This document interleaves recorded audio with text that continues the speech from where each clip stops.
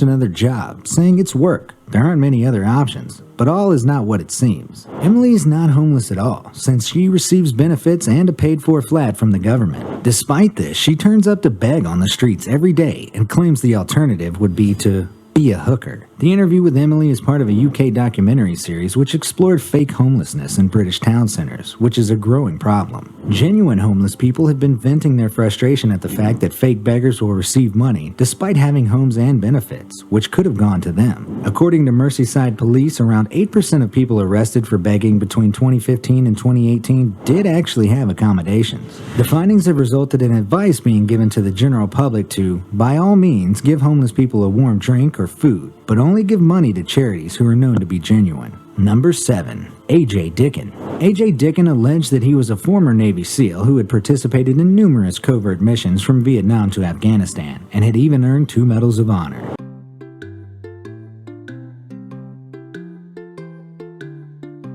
vɛnt, vɛnt.